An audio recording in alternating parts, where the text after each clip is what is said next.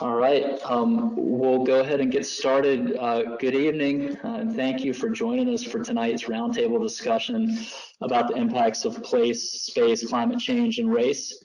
My name is Matt Strickler. I serve as Governor Northam's Secretary of Natural Resources and Chief Resilience Officer in the Commonwealth of Virginia, and I'm delighted to be here with you all. Even though it's virtual, certainly would be great to be in person, but this is the world we live in right now. Hopefully we're moving in a positive direction with vaccines and a return to normal later this year. First, I want to thank the Department of Conservation and Recreation for organizing this event, particularly the Director of Dam Safety and Floodplain Management, Wendy Howard Cooper, and Julie Buchanan from the communications team for running the virtual meeting, as well as FEMA for supporting our flood awareness efforts, and I wish everybody a safe Flood Awareness Week. I'd also like to pass along greetings from Dr. Janice Underwood. She's Virginia's Chief Diversity, Equity, and Inclusion Officer, the first such state cabinet level official in the country. And she regrets she couldn't be with us tonight due to a scheduling conflict, but is working closely with us on a number of issues, including flood preparedness. Governor Northam, in creating Dr. Underwood's position and bringing in someone of her caliber, is an incredible step forward for the Commonwealth. The One Virginia plan that they just released is the first ever statewide plan to advance diversity, equity, and inclusion. Community engagement is a critical part of that, and Governor Northam is fully dedicated to this strategic blueprint to institutionalize equity across state government and effectively address deeply rooted structural and systemic barriers to access and opportunities that we all know are there and are so difficult to overcome. This One Virginia roadmap is going to ensure that all of our efforts are accompanied by accountability, measurable results, and sustained impact, and help make Virginia the best place to live, work, and visit and thrive for all of our citizens. And one area where we have some very serious equity and environmental justice issues is in our coastal and river and floodplains and our floodplain communities, flood-prone communities, excuse me. Flooding, as you all know, probably is the most common natural disaster in the United States and in the Commonwealth of Virginia. It's also the most expensive, costing the nation upwards of $8 billion annually per year, and it kills the most people. And we know that due to climate change and sea level rise, our risk is increasing. The National Climate Assessment states that the Southeast United States has experienced an increase in frequency and intensity of extreme rainfall events, which often cause severe flooding, and that this trend is expected to continue, combined with relative sea level rise, increases in the frequency and duration of rainfall events, rising regional water tables, storm surge, and more severe weather systems are all exacerbating flooding throughout the Commonwealth, and particularly in coastal Virginia.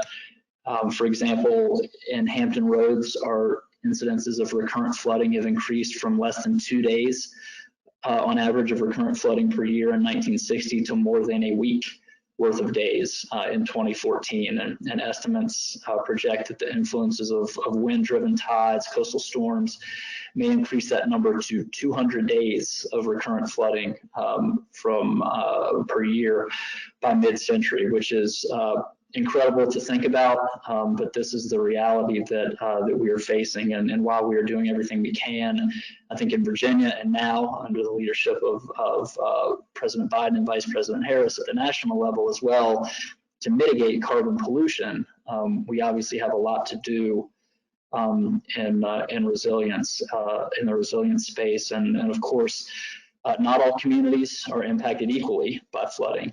Certain populations in urban environments experience flooding more frequently, or the effects hit harder. And we have coastal cities in Virginia with significant African-American populations, economically stressed rural coastal areas, and Native American communities with at-risk reservations and ancestral tribal lands that are not as resilient to extreme weather and flooding as their neighbors are.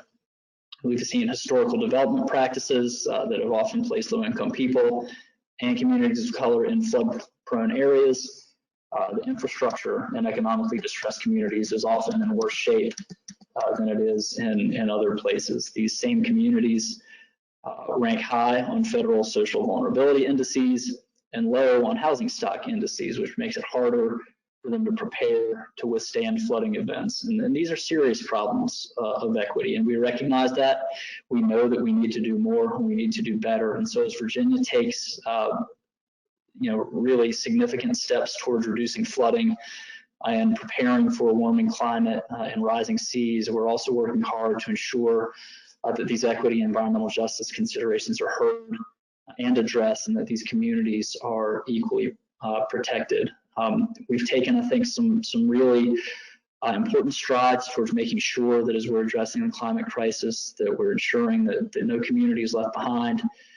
In January of this year, we became the first southern state in the nation to join the Regional Greenhouse Gas Initiative, or RGGI, to reduce carbon emissions from power plants. And we're going to invest half of the RGGI money that we receive through those carbon allowance auctions into energy efficiency for lower income communities in Virginia, and another 45% we're dedicating to the Community Flood Preparedness Fund, with a quarter of that money directed specifically to enhancing flood preparedness in lower income communities. So we've launched a pretty bold effort to create a coastal resilience master plan that's focused on projects to enhance community resilience. And that plan is going to dictate and fund significant community scale efforts across the coastal region. We also have a group related to that effort that's specifically dedicated to community outreach. And we are working very closely with stakeholders in the Hampton Roads area and rural coastal communities as well, to make sure that we get in front of everyone that has a stake in this, and that we that we've got the ability to do outreach and make this something that people have an opportunity to have meaningful engagement in. So, we're striving to make sure that all of our flood preparedness and resilience efforts are fair and equitable, and we have input from all the impacted stakeholders. But at the same time, we know that we don't have all the answers, and that we need the help of everyone, as the governor likes to say. It takes a village. And so that's why I'm pleased to join you all for this evening's panel. We can only solve these issues that we've identified when we understand where people are coming from and understand the needs of many different communities and stakeholders. And we've got really an all-star cast here, and I thank all the panelists for jumping on tonight and giving your time and lending your expertise and your perspectives to what I think is going to be a great discussion. So thanks for that. Wendy, I'll turn it back over to you now for the next portion. Thank you, Secretary Strickler. I just want to take a brief moment to introduce the panelists to you. Just wave at the folks when I call your name. Ms. Rudine Mercer-Haynes is a partner with Hunton, Andrews & Kurth and an equity advocate.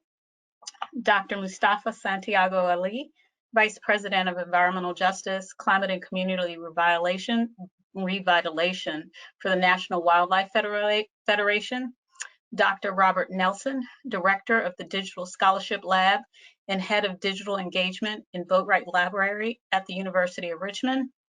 Mr. Rob Jones, Executive Director of Groundwork RVA. Ms. Desiree Branch Ellis, Policy Advisor at the Virginia Department of Emergency Management. Ms. Mary Lauderdale, Operations and Visitor Services Manager with the Black History Museum and Cultural Center of Virginia. And Ms. Angela Davis, our CFM with the Department of Conservation and Recreation in the Division of Dam Safety and Floodplain Management.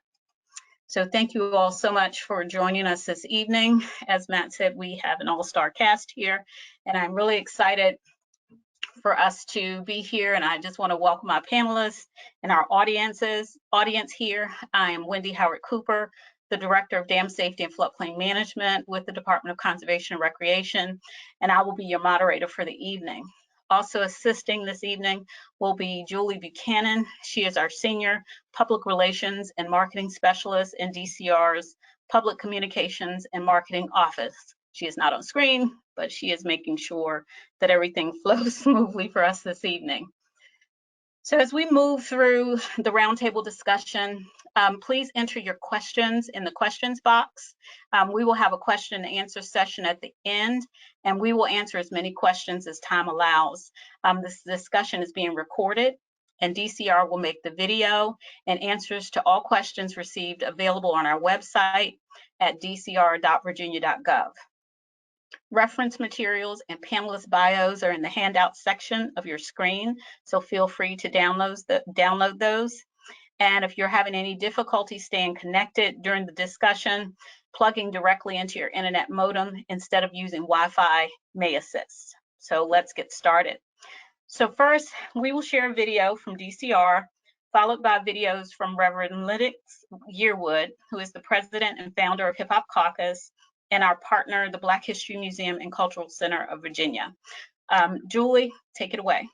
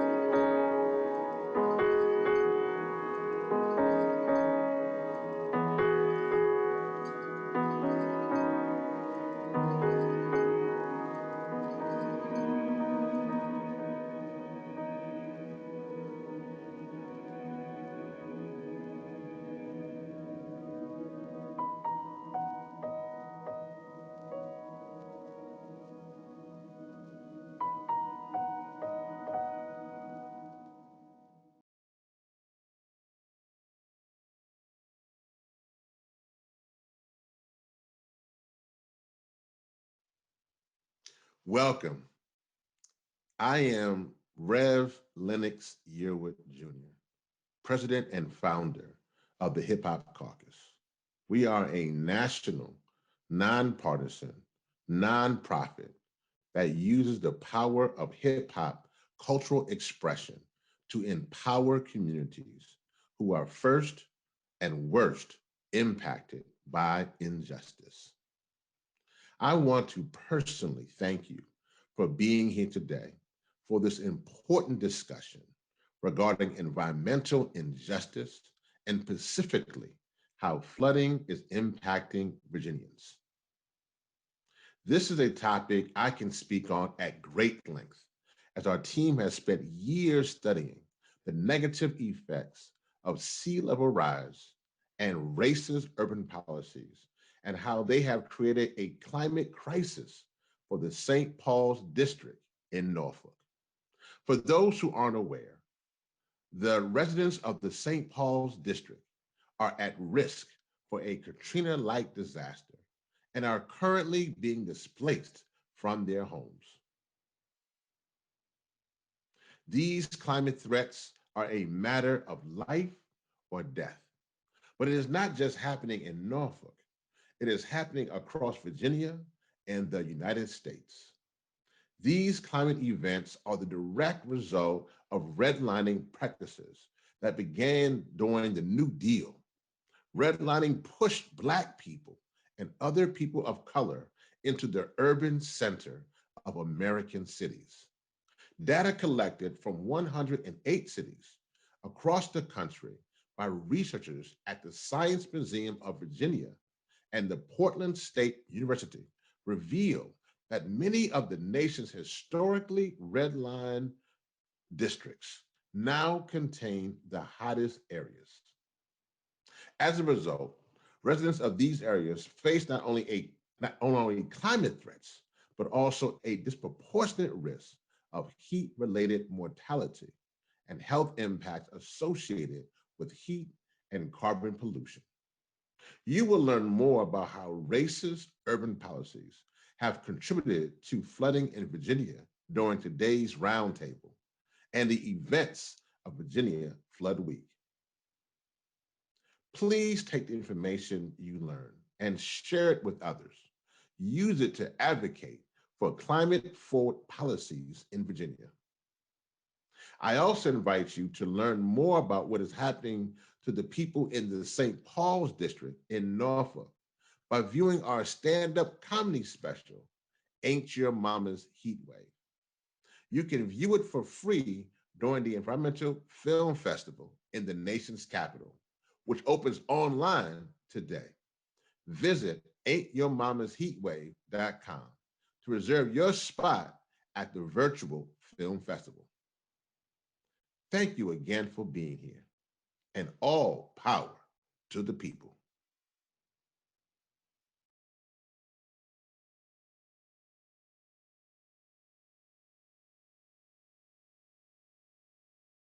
Good evening. I'm Adele Johnson, Executive Director of the Black History Museum and Cultural Center of Virginia, but I was born in a small town in New Jersey called Seabright, where flooding was common because the river was on one side, the ocean was on the other side, and our town was only about 3 blocks wide, more of a peninsula, I would say. I remember several times when, even though there was a flood wall, the ocean would come over and the river would rise. Nothing, I mean nothing, was going to keep the water from flooding our town. As a kid, I thought it was going to be fun because everyone had some kind of boat. A rowboat, a speedboat, paddle boat, kayak, something that would get us from one place to another. But it wasn't until later in my life that I realized flooding was indeed devastating to small, minority in particular, communities like ours. Yet every year we would rebuild because that was our home. So today you will talk about the damage that floods can cause, and even though there may not be much that we can do about it, awareness is the key. Sharing information, asking questions, talking about various aspects of flooding are critical to improving our ability to be prepared to protect your most precious assets, family, home, and the memories that are so important to all of us. Although we have not experienced a flood at the Black History Museum, our mission is to preserve stories that inspire. So we tell untold stories, the undertold stories, the forgotten stories about African Americans who have done great things. And we need your help to continue to collect, embrace, and share those stories. We are pleased to partner with the Department of Conservation and Recreation because we believe that it's important to shed light on the issues and to use our voices to help drive awareness. Enjoy the conference.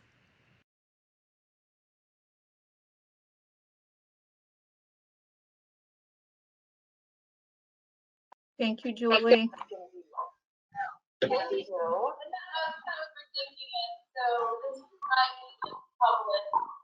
Okay, someone has an open mic. Julie, I'm not sure if you can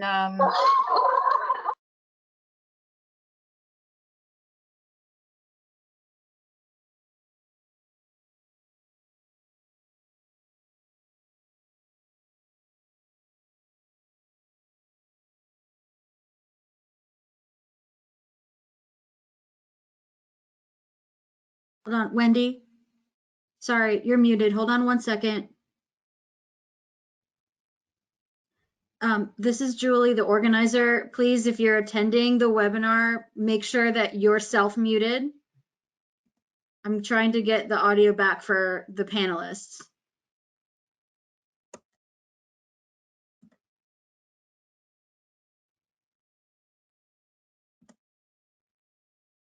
Okay. Can you hear me, Julie? Yes. Okay, great. Thank you. So over the course of this discussion, we will provide historical context for place, space, and race, discuss how the past informs and influences current conditions, and the disproportionate impacts of climate change and flooding on minority communities. Past actions have contributed to the positioning of minority communities in areas where there is greater environmental, social, and economic suppression. As communities continue to grapple with climate change, all communities are not equally impacted. Beginning in the 1930s, neighborhoods were intentionally segregated using federally mandated, state-sanctioned redlining policies. These neighborhoods were intentionally and systemically denied access to federal-backed mortgages based on race, and were generally positioned in areas where environmental hazards like flooding existed. These historically segregated and minority and low-income communities continue to have greater risk for environmental, health, and socioeconomic impacts, as well as extreme heat, flooding, sea level rise, and other consequences of climate change. Ms. Haynes, to set the stage for our conversation today, would you please provide broad historical context for laws that were created to make redlining and other discriminatory practices possible?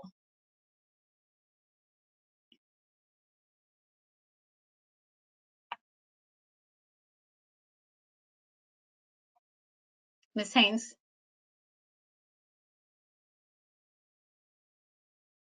Julie, can you unmute her, please?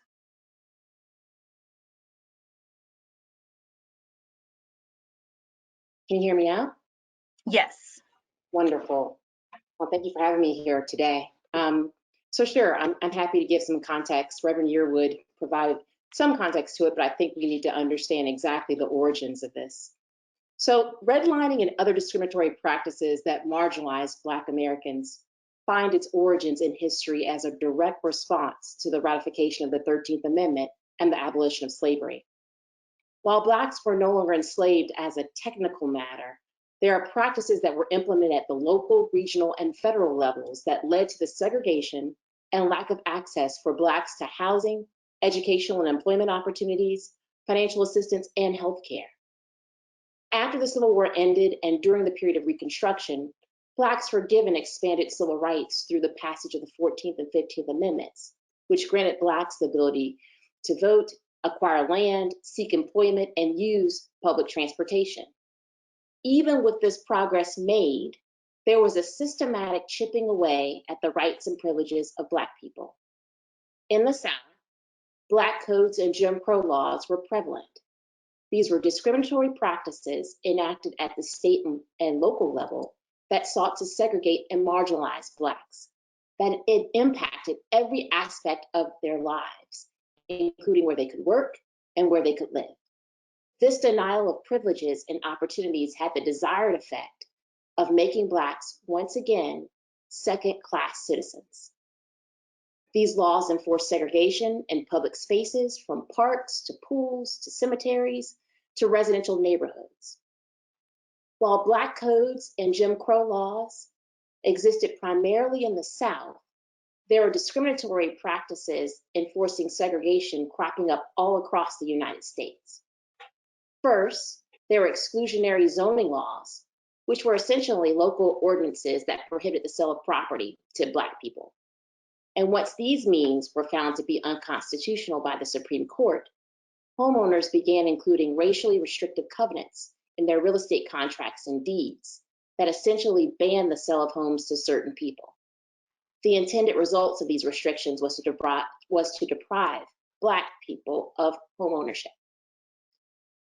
While there's some debate as to whether the federal government merely perpetuated existing discriminatory practices or in fact established discriminatory practices in housing, During the late 1930s, and this was referenced before, the Homeowners Loan Corporation, a government-sponsored organization created as part of the New Deal, developed a series of residential security maps.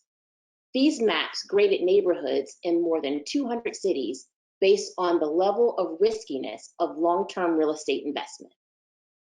While there is some question as to whether the Homeowners Loan Corporation used these maps as part of their decision-making process, rest assured that these maps were utilized by loan officers, appraisers, and real estate professionals in their evaluation of mortgage lending risk. The maps were color-coded, either green, blue, yellow, and red, respectively identifying neighborhoods as best, still desirable, definitely declining, and hazardous. Undoubtedly, the coding of an area was highly subjective. However, the determination of whether a property fell into the green or blue areas was primarily dependent upon the people, the social status, and the identity of the people who lived there. Green and blue map neighborhoods with majority white populations were considered safe investments. Yellow neighborhoods were risky, and not surprisingly, red areas, which had the highest concentration of Blacks, or foreign-born or lower-grade populations, would not be considered safe investments and would not be entitled to government-backed loans. Without the benefit of government backing, it was pretty much impossible for folks to secure a mortgage loan, which made homeownership essentially inaccessible to Black people. The use of the residential security maps also resulted in properties owned by Black people not being valued as much as their white counterparts. This in turn fueled white homeowners to add racially restrictive covenants to their real estate contracts to protect the value of their properties. Sadly, until 1950, the underwriting manuals of the Federal Housing Administration essentially mandated the use of racial restrictive covenants to preserve the future value of housing. As was mentioned before, even with the passage of the Fair Housing Act of 1968, which outlawed discriminatory practices in housing, the significant damage that historical redlining has done cannot be overstated. It has resulted in significant wealth and health disparities for Black communities. Note that some neighborhoods that were labeled yellow or red back in the New Deal era using these residential security maps are still today underdeveloped and underserved when compared to the nearby green and blue neighborhoods with majority white populations. Thank you, Ms. Haynes. Appreciate that overview, giving us a broad perspective on how things developed. Dr. Nelson, you're responsible for some groundbreaking research that enables communities and policymakers to look at this data in a new way. Would you please share that research?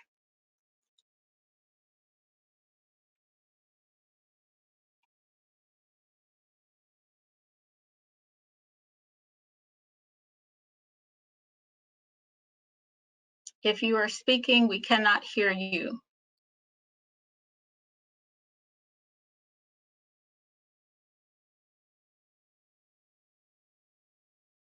There we go. Okay. Can you great. see the screen, everybody? I should have a map up. Yes. Okay, great. Ms. Haynes, that was awesome. So I'm the director of the Digital Scholarship Lab, and I run a project called Mapping Inequality, which is a way to view these materials that were produced by the Homeowners Loan Corporation in the 1930s. I wasn't planning on doing this, but since we referenced a map, we should just show one. This is the map that was produced in 1937 for Richmond, Virginia, and you see the color coding, and just kind of reinforce what we've heard. Like, I think of this like a traffic light, right? And I think they thought of it like a traffic light. You have 4 colors instead of 3, but this was meant to be kind of like a cheat sheet for banks and for the federal government when it was making decisions about mortgage insurance, about who gets it and where money, private mortgage capital gets channeled to and where it doesn't get channeled to. So A neighborhoods are green, go. They're kind of no-brainers for lenders who, in terms of the kind of the solidity and the safety of those investments. yellow C neighborhoods, exercise caution, maybe stop like you would at a traffic light. And then red neighborhoods were deemed to be hazardous and like a red light at a traffic at a street light. The kind of shorthand was stop, don't give a loan. And in Richmond, every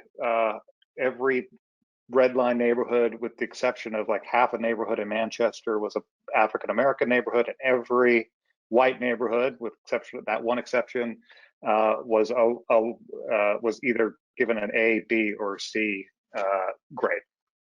Okay, so we've mentioned like good, you're seeing that, I believe. I was gonna do some data work, and then it turns out the Bloomberg produced a pretty good article that came out on Monday, and it's like, great, I don't really have to do that much work for this presentation. So I'll show you a couple of maps that they produced because it is Flood Awareness Week, and they produced a really kind of nice piece of data journalism that's both talking about, analyzing, and showing the correlations between vulnerabilities to flood and the redlining grades from the 1930s. None in Virginia, but I'll come back and give you a couple more specific examples about this in a second. So one of the examples I use is Sacramento, which I had not realized until reading this article is one of the cities in the U.S. that has got the highest flood risk.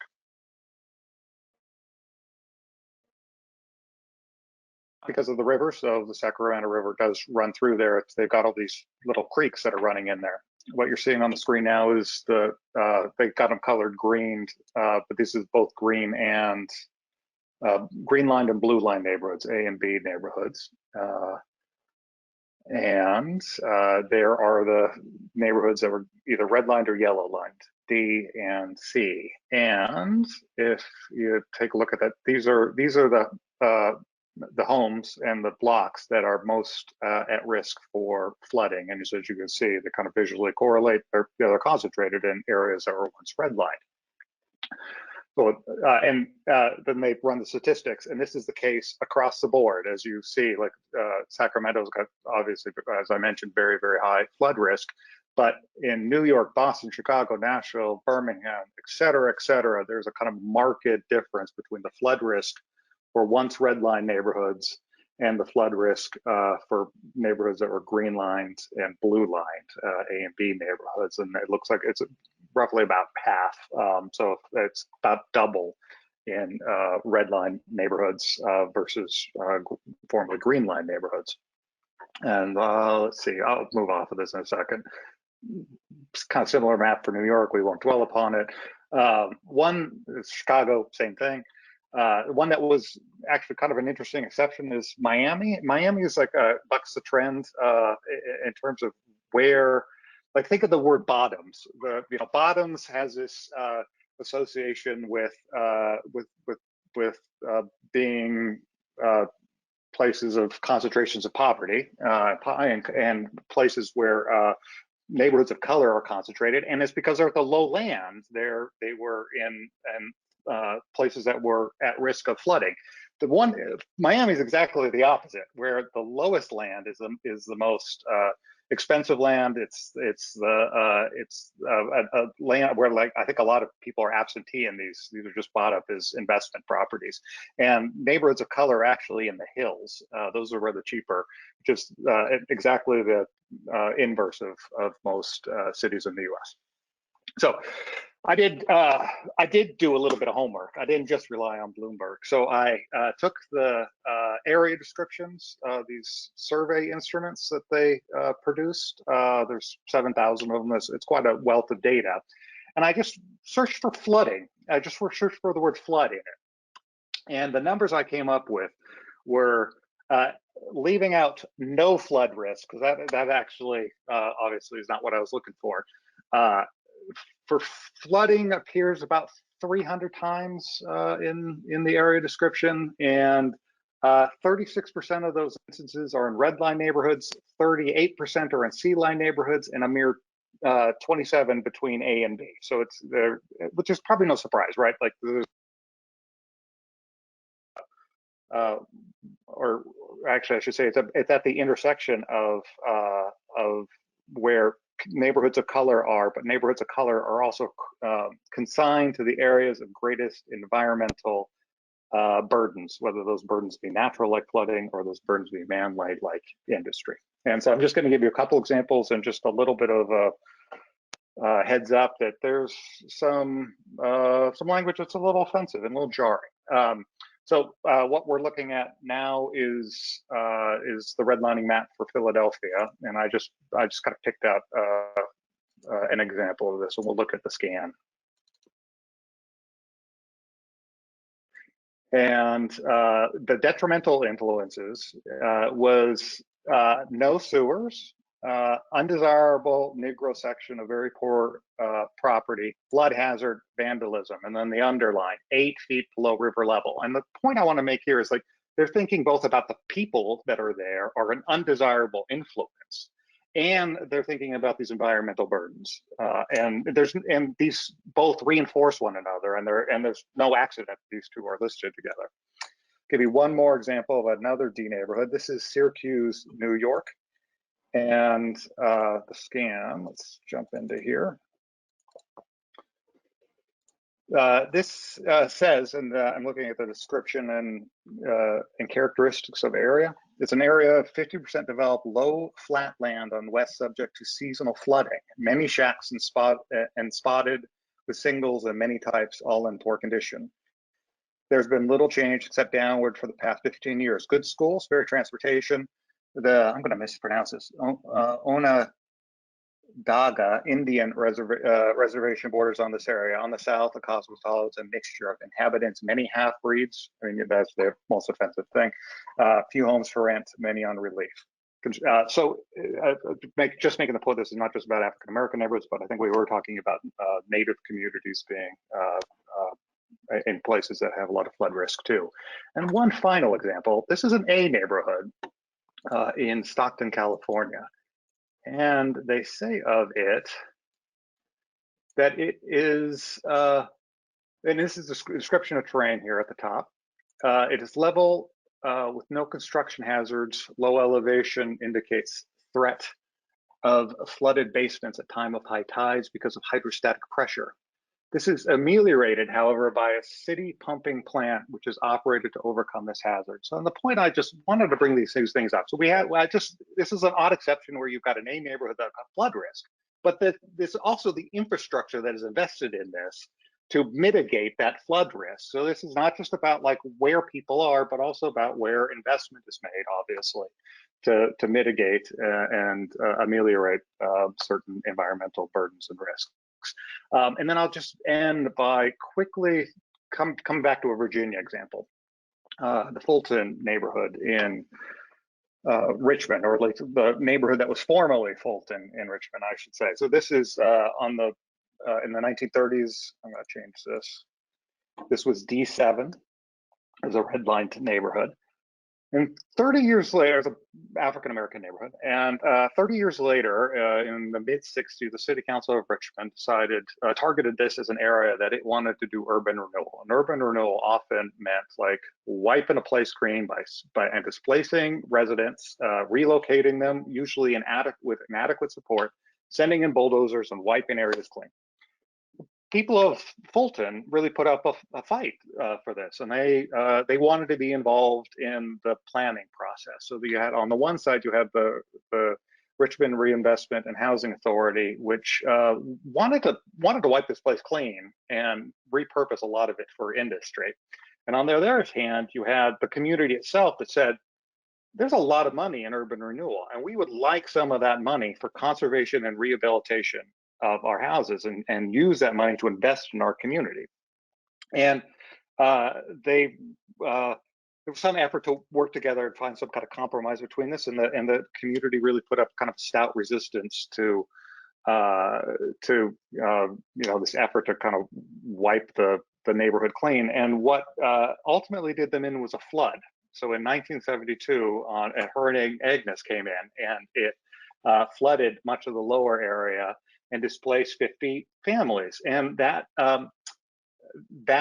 that disaster really sapped the resistance of the community. You had 50, it kind of broke the community. You had 50 families that didn't have an investment in it. You had other people that were worried about their houses and just kind of willing to take what the federal government was going to give them. I'm just going to read, I've got this book, it's World of Patient Grooms, which is an account of this community. And I just want to read like a couple sentences from it, and then I'll wrap up. Flood came upon Fulton and filled 50 of its houses, and receded and left Fulton with flood stench as it baked in the sun. 50 houses lost their inhabitants and stayed empty, awaiting vandals and wrecking crews. 50 houses died in the flood. In some ways, they were the life of their inhabitants, the body of their dreams and remembrances, the full evidence of all they had accomplished with their lives.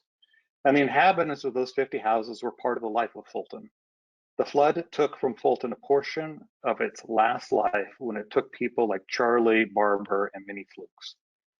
The flood forced them and their neighbors to move from Fulton and to take up lives in different neighborhoods all over town.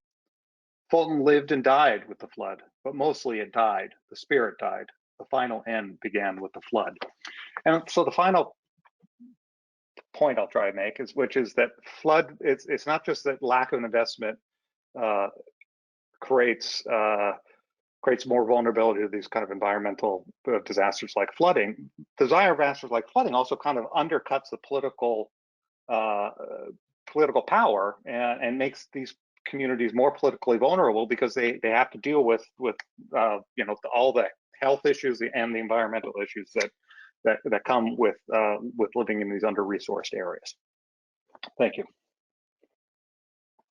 Thank you, Dr. Nelson, for sharing that information. That research is always shocking to the system, and I appreciate you sharing that with us this evening. It is basically the framework for our discussion tonight. Dr. Ali, a great deal of your work centers around environmental justice, climate impacts on underserved communities, and civic engagement. Would you speak to how your work demonstrates the overall effects redlining policies have and continue to have on minority communities? And what truths have the climate and current health crisis revealed about systemic and historic racism in these communities? Mm-hmm. Well, first of all, thank you for inviting me into this space to be with you. And thank you to Dr. Nelson and Dr. Haynes, who was dropping some serious knowledge on folks. We should just call things what they are. When we're talking about redlining and restrictive covenants and some of the zoning practices that have happened, what we're talking about is the creation of sacrifice zones. And then we have to ask ourselves the question, well, how's policy played a role? And folks have been answering some of that. When we link policy and race, then we need to really go back to where what we saw playing out in the 30s through the 60s actually came from. So we know that policy was put in place to actually remove indigenous brothers and sisters from their land. So we're talking about the movement of people from one location to another location and then disinvesting in them, taking them away from their culture, taking them away from their traditional foods, putting them in sometimes very dangerous situations. We should also call it the fact that policy created by the United States said that we have the right and the ability to go take people from Africa, bring them to this country for free labor, and then place them on plantations, and many times in the least desirable locations on the plantations. We also know that policy for our Asian brothers and sisters who are dealing with the impacts of racism in this moment were also brought here to build the infrastructure for our railroads and given dangerous situations to be in, and then were barred from more people being able to come in through the Chinese Exclusion Act. Or if we fast forward, seeing Japanese brothers and sisters once again being moved from their homes into internment camps and being taken many of their rights away in that situation. So we have to call out that policy can be a driver for detrimental sets of actions, or when we flip it, we can actually make transformative change happen. And if we don't do that, then we're missing a part of how we got to the situation that we find ourselves in. So let's call it out for what it is, sacrifice zones.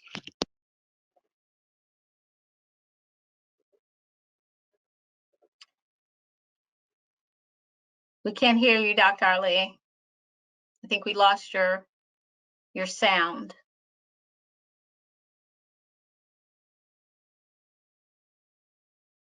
Still can't hear you.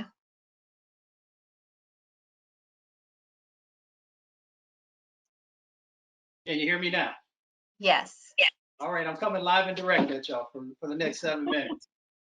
So these sacrifice zones are also playing a role in what we see going on in flooding. So how is it that we find ourselves in this situation where oceans are rising? How is it that we find ourselves in these situations where we have these extreme weather events that are happening? Well, inside of these sacrifice zones, because of policy, because of zoning, because of a number of other things that we've been describing, we've allowed the fossil fuel industry to be located in those places. How did we do that? We did that because we dehumanized the individuals who are living in these communities.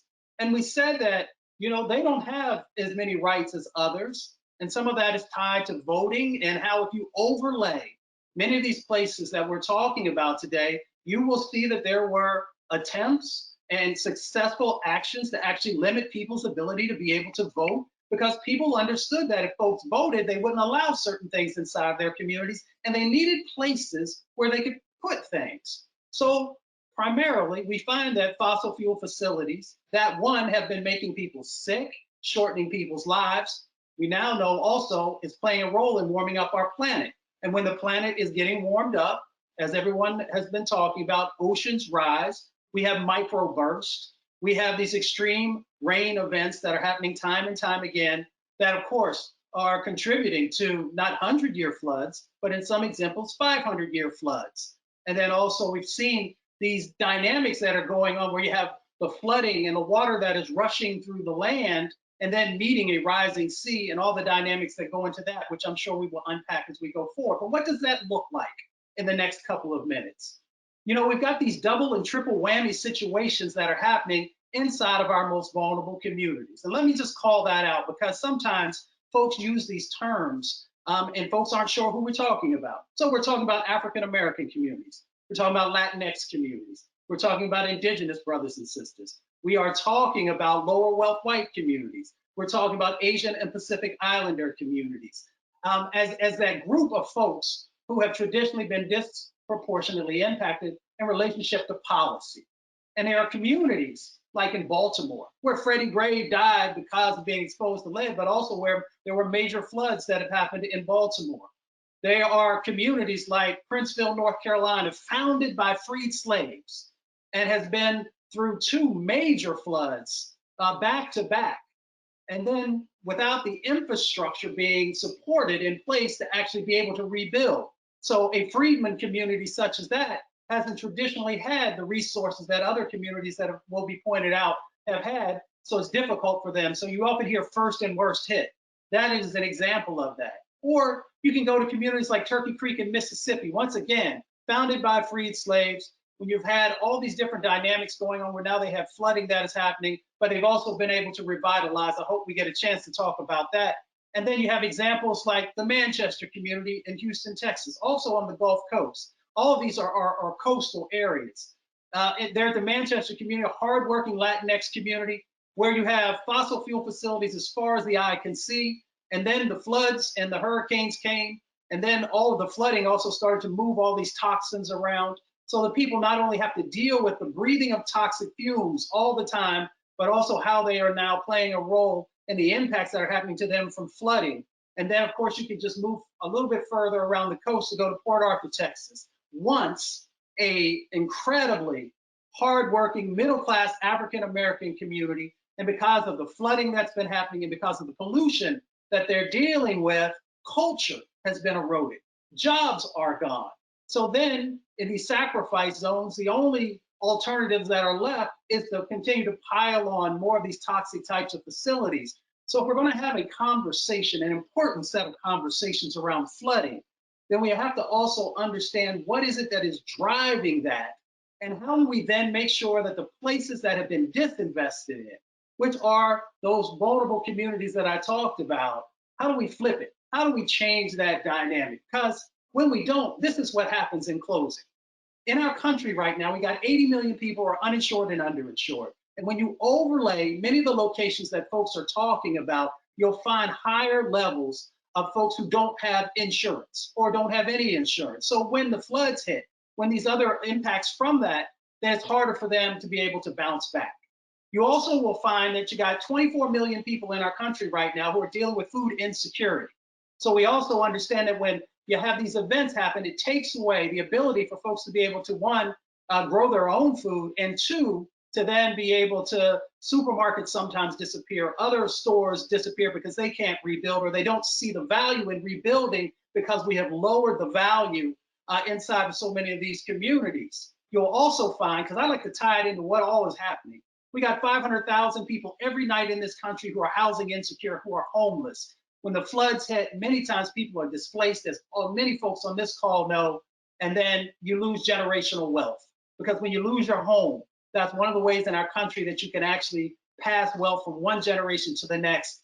That's why working on environmental justice and addressing the environmental racism and the environmental injustices that have been happening in the past and in the moment is so critically important if we're truly going to build a stronger infrastructure inside of our country. I apologize for losing the sound for a second and maybe going over a minute. Not a problem. Thank you, Dr. Ali. I really appreciate the comments, and it is indeed informative, and folks really need to understand where we have been and how that influences where we are in order for us to do anything different. So thank you again. Okay, Ms. Haynes, I'm going to pivot back to you for just a second and ask that in your equity-centered work and research, what correlation can be made between discriminatory practices and health, mental wellness, and social disparities before, during, and after a disaster such as flooding? First I'll say is Dr. Ali kind of stepped all over this question, but I'm going to try to say something in response. Clearly not as eloquent, but thank you, Dr. Ali. So discrimination of any kind, of course, has a direct and irrefutable impact on health and mental wellness, which in and of itself creates social disparities. Discrimination intimates that someone is less valuable than, they're less important than, and it connotes that an individual's life just does not matter. There's a lot of talk recently about how the impact of microaggressions on can impact the psyche of minorities. Think about it. The daily slights have a cumulative effect on one's well-being. It's like a series of paper cuts that ultimately cause one to hemorrhage.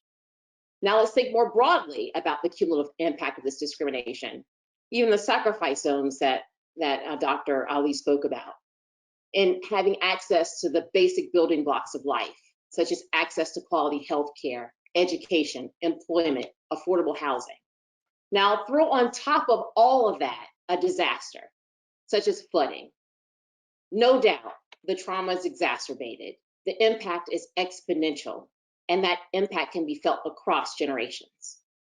If a community has already faced challenges and social disparities prior to a natural disaster, that's something completely out of their control, any further inequities in terms of disbursement of disaster relief aid, emergency funding, shelter, or food or supplies could further inflict damage in an already vulnerable community.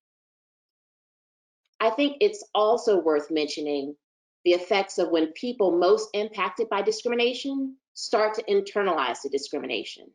They start to think that there's something wrong or defective about them, which explains why they are discriminated against, when in fact, they are being victimized by systems, policies, procedures, customs, traditions, all of them that have led them to being disproportionately impoverished, criminalized, or unhealthy. As Ibram Kendi points out in How to Be an Anti-Racist, we need to understand fundamentally the policies, the systems, the laws and regulations that have led to inequitable outcomes, as opposed to trying to make judgments and conclusions about the groups based on their relative outcomes and experiences. We need to be intentional in thinking about what we can do to change the policies, systems, laws, and regulations to make them more equitable for our most vulnerable communities when disaster strikes. Thank you, Ms. Haynes. I tell you, you guys just put all of this into a nutshell and really created a picture that I think some people know about, some people don't. And I think the information that you have shared has really laid the foundation for the next segment of our discussion. So we just talked about all of the things that have happened in the past that lead us to where we are today. So this historical context is really pushing us forward to the present conditions and the impact in minority communities. So flooding in the US disproportionately affects minority and low-income communities and exacerbates existing social, housing, health, and economic inequities. We've just talked about all of those things. These vulnerable communities experience lower rates of insurance, have a decreased capacity to respond to and recover from flooding, and have fewer resources available to stabilize after a disaster. All of those things are very apparent based on the information that was just shared with us. I want to share with you an excerpt from a report that was issued in November of 2020 by the FEMA National Advisory Council. In that report, Dr. Kathleen Tierney was quoted as saying, disasters are often depicted as great levelers, victimizing rich and poor alike. The effects of disasters on populations are anything but random. The disaster vulnerability of individuals and groups is associated with a number of socioeconomic factors that include income, poverty and social class, race, ethnicity and culture, physical ability and disability, language competency, social networks and social capital, gender, household composition, home ownership, and age. The same factors that disadvantage members of society on a daily basis also play out during disasters. Excuse me. As disaster researcher Elaine Earnison wrote, the everyday living conditions of the nation's poorest, sickest, most dependent, and most isolated residents directly and indirectly increase the exposure of those residents to physical hazards and to the social, economic, political, and psychological impacts of disaster events. Now, Ms. Branch Ellis, we're going to pivot to you now. Would you consider the demographic makeup of redline communities to be similar in 2021 as they were in the mid-1900s? And would you please share and explain some of the research you've contributed to in regards to the formerly redline communities and flooding? Yes, good evening, everyone, and thank you, Wendy, so much for your question. I definitely believe that the demographics that we saw almost 90, 100 years ago mirror the same demographics that we see today. In the Virginia Department of Emergency Management, we've actually been very intentional about integrating equity into our emergency management plans. And one of the projects that we've embarked on recently is a redlining analysis of 4 of the cities in Virginia that were redlined. So I'll share a little bit about that, and I will share my screen. Are you all able to see my presentation? Yes. Okay, great. So Lynchburg, Richmond, Roanoke, and the greater Norfolk area were all redlined in the 1930s. And so VDEM, in partnership with one of our contractors, actually analyzed some data using the Homeowners Loan Corporation maps, FEMA flood and hurricane zone maps, and commercial data regarding risk of health conditions, household income, and other demographic information. And we really centered the impacts of redlining on segregation, income inequality, health outcomes, and other health conditions and environmental hazard risk. So for this presentation, I'm really going to hone in on environmental hazard risk and segregation, and we'll be looking specifically at Richmond and the greater Norfolk area. And I did want to quickly mention that Lynchburg actually does not have any residents living within an environmental hazard zone. So this is a red line map of the city of Richmond created by the Homeowners Loan Corporation. And for this analysis, nearly 150,000 adult residents in Richmond were analyzed. So we're really going to focus on Zone C and Zones D. And so Zone C were neighborhoods that were deemed definitely declining, and Zones D were labeled hazardous. So using current population data, in red line maps, we really ask the questions, are Zone C and Zones D racially segregated? And then how do those zones compare to the overall demographic makeup of the city of Richmond? And so what we found was that Zone D is definitely racially segregated, but Zone C is a little bit more diverse. And so I'll talk a little bit more in detail about some of the demographic makeup. So when examining the city overall and the population, Richmond is about 55% Black or African American. Zone D alone is 81% Black or African American. Zone C actually has the same proportion of Black or African American residents as the city overall, which is 55%.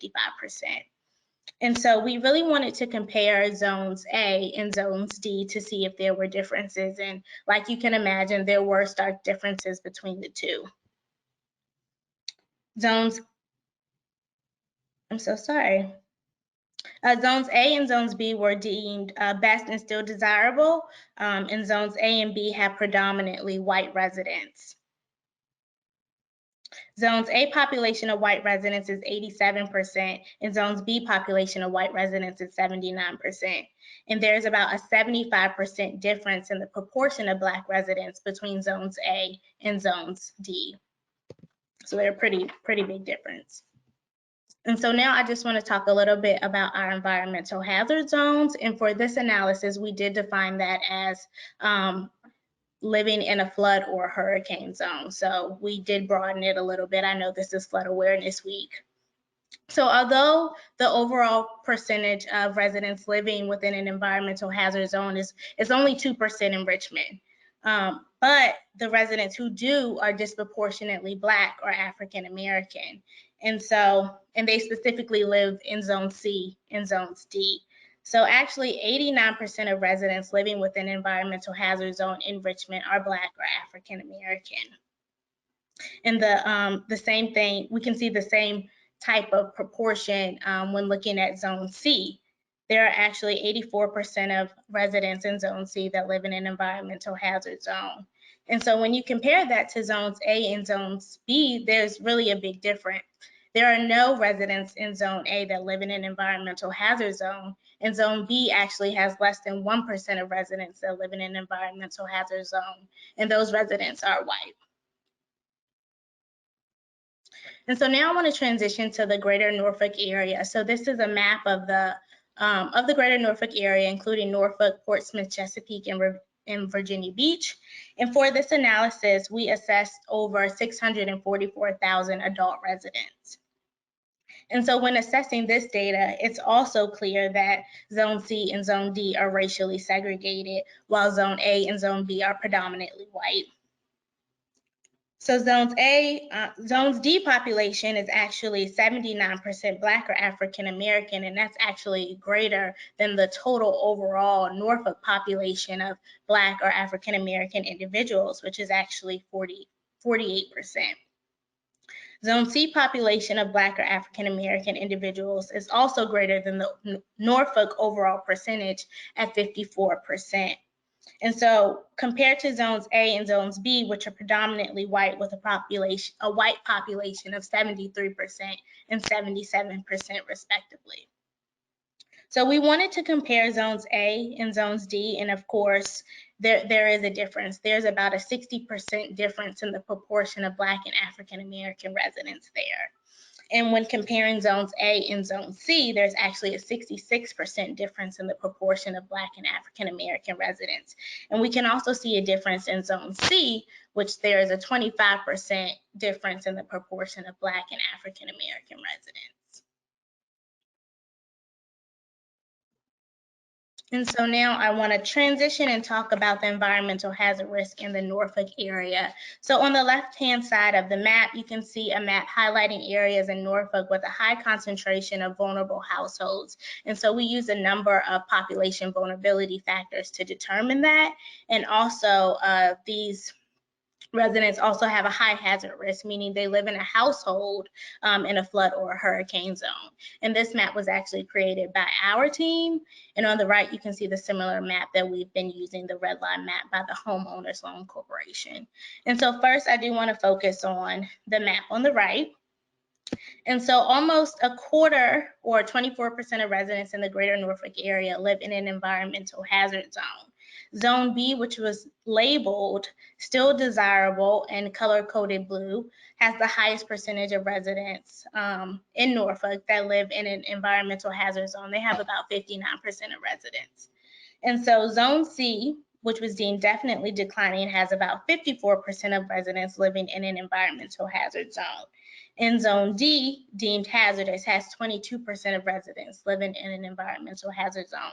But I did want to note that despite having the lowest number of residents in an environmental hazard zone, Zone D's residents are disproportionately Black and African American. So 86% of the residents living in the environmental hazard zone in Zone D are Black. And in Zone C, we can actually see the same disproportionality, with 52% of residents living in an environmental hazard zone. Black and African American individuals make up 46% of residents that live in environmental hazard zones in the greater Norfolk area.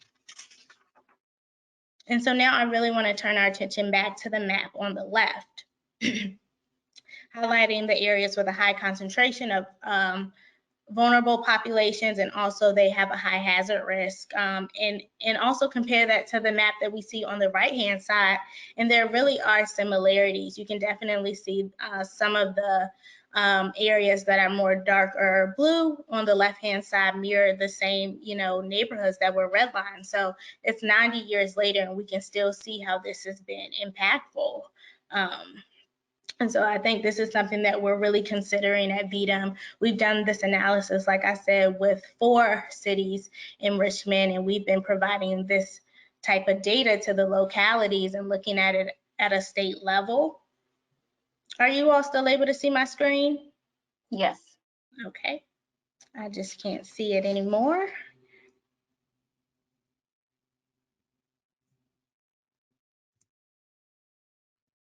Okay, and then I will just wrap up and just talk about some of the next steps and just overall, what we've been seeing. So in both Richmond and the greater Norfolk area, it's clear that residents who live in Zone D are disproportionately impacted in terms of segregation and environmental hazards.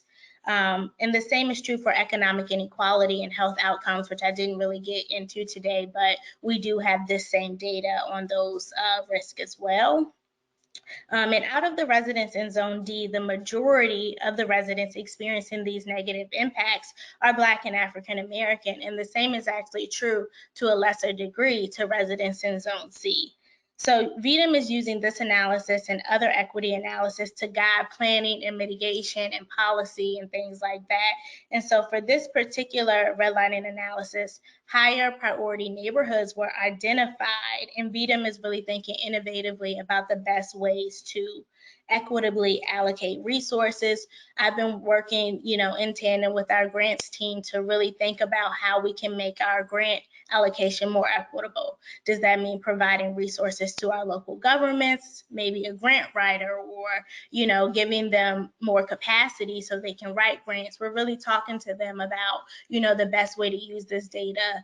We say a lot of times at VDEM, like, the data will get us there, but we really need to connect with the community members to drive it home and really provide, what's necessary to overcome some of these inequities. And so, I'll speak a little bit in our next session about, more of the things that we're doing, but we're really taking a data-driven approach to using data like this redlining analysis and other ones to really drive our actions forward and make sure that our most vulnerable communities are prioritized and given the resources that they need. So thank you all so much for having me, and I'm really grateful to be able to share this preliminary data with you all.